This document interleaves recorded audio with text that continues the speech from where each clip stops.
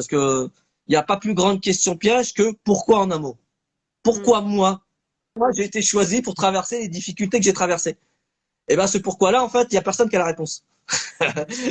Donc, du coup, c'est pour ça que c'est une question piège. Et puis c'est une question qui fait pas avancer, qui nous met dans un état justement d'inservitude parce qu'on attend une réponse qui n'y arrivera jamais. Par contre, quand on nous dit mais quelle est la fonction, toi tu appelles ça la fonction positive, moi les bénéfices de cette réalité-là. Moi je vais donner juste un exemple, le décès de mon papa à 20 ans. Donc quand on perd un papa à 20 ans, bon, on en veut un peu à l'univers. Hein. Donc clairement, j'en voulais un peu à Dieu à cette époque-là.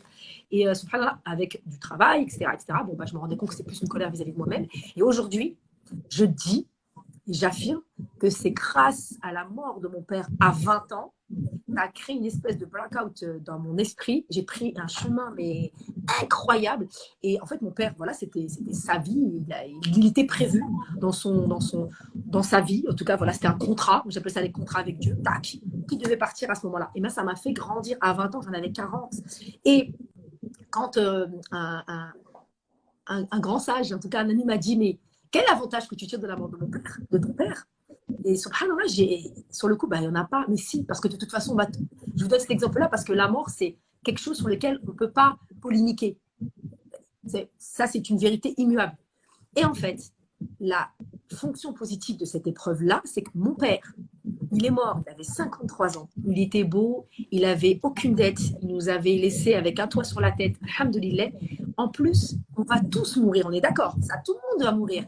Et en fait, je me suis pas dit pourquoi il est mort, je dis comment il est mort. En fait, il est mort dans son pays d'origine, en Algérie. Il n'y a pas eu de rapatriement.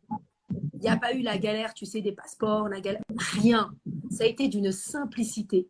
La manière dont il est mort aussi, il n'a pas souffert. Je me suis dit, mais subhanallah, il n'y a que des avantages dans cette fonction de mort, qui est une vérité immuable, on va tous mourir. Eh bien, Dieu nous a offert à nous, les enfants, un parent il a repris notre père, mais dans des conditions incroyables, magnifiques. Il n'a pas souffert, il est mort dans son pays d'origine, on n'a pas eu toutes les galères de rapatriement. Donc il y avait quand même une fonction positive. Et à partir du moment où j'ai trouvé cette fonction positive à cette épreuve-là, j'ai beaucoup mieux vécu son absence et j'ai grandi, mais de manière exponentielle. Donc c'est parce qu'il est parti à ce moment-là de ma vie que j'ai pu faire des choix aussi.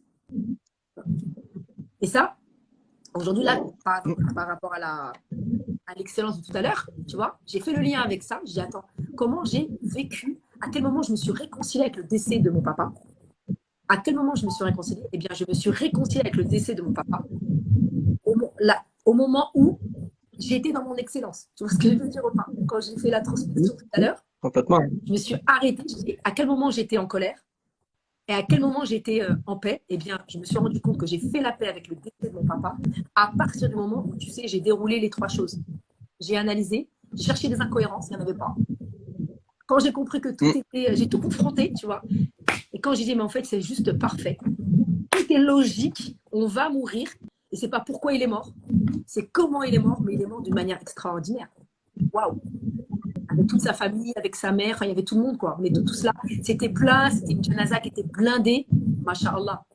Eh bien, j'avais fait exactement ce même protocole. Et tant que j'étais dans la résistance de mon mode opératoire, je ne l'acceptais pas. Et donc, moi, en tout cas, aujourd'hui, pour trouver la paix, je me rends compte que instinctivement, je suis dans ce protocole-là et je n'avais pas forcément mis les mots. Donc, vous voyez, c'est pas que. Tout à l'heure, j'ai vu une question. Est-ce que c'est que pour le professionnel? Non! Parce que quand vous connaissez votre excellence, moi, de ce que je comprends, moi, mon excellence, elle m'a servi dans plusieurs métiers de ma vie et elle me sert dans plein de choses. C'est pas juste dans mon travail. Dans mon travail, elle me permet de mettre en œuvre des choses, mais c'est quelque chose qui va vous servir dans toutes vos vies. En fait, face à des situations difficiles, comment est-ce que vous allez vous en sortir? Qu'est-ce que vous mettez de manière singulière en place pour vous permettre de sortir un peu votre épingle du jeu? C'est ça, en fait, que l'excellence vous donne comme élément de réponse aux propres personnes. Ce n'est pas juste une grille de lecture sur comment je parle, comment je communique. Ce n'est pas juste un état émotionnel. Non, c'est autre chose. C'est autre chose. Ouais, c'est pour donner un peu un exemple de mon excellence et comment ça me permet parce que j'essaie de faire, c'est-à-dire à toutes les personnes qui ont fait l'excellence, si vraiment vous avez du mal à le mettre en œuvre, arrêtez de le mettre en œuvre. arrêtez, on arrête. Ne le mettez plus en œuvre. Juste observez-vous dans votre quotidien et analysez-vous et vérifiez la manière dont vous avez cette capacité à parler, à répondre, à réagir. Juste, moi, voilà, là, par exemple, moi, jusqu'à jeudi, parce que c'est ma prochaine séance, je vais juste m'auto-analyser sur les éléments déclencheurs. Voilà, tu vois, juste ça. Juste sur les éléments déclencheurs. Je vais juste analyser tout ce qui a tendance à monter mes nerfs. Qu'est-ce qui fait que je vais m'énerver? Qu'est-ce qui fait que je vais commencer à ne pas me sentir à l'aise? Eh ben, je vais juste m'arrêter sur les éléments déclencheurs. Juste ça, c'est un travail sur l'ego de vigilance incroyable qui peut nous faire gagner des années. Parce que quand on est à ce niveau de connaissance sur soi, on peut détecter l'ego et la fitna. Pour moi, non, parce que du coup, on se dit, attends, c'est mon ego qui est touché? Ah non, bah non, là c'est mon mode opératoire qui se met en route. Ok, est-ce que c'est utile que je le mette en route ou pas? Si c'est pas utile, je m'économise. C'est très écologique au final. C'est très écologique. Tu vois ce que je veux dire?